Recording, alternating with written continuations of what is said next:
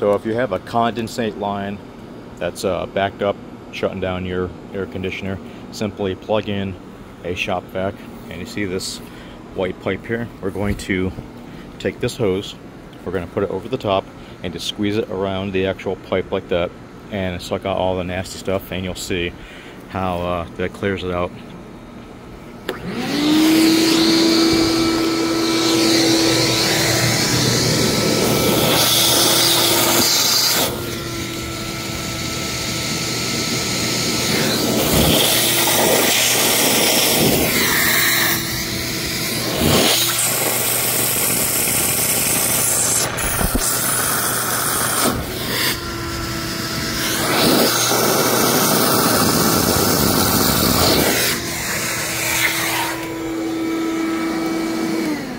And that is that simple. Now you're back in action.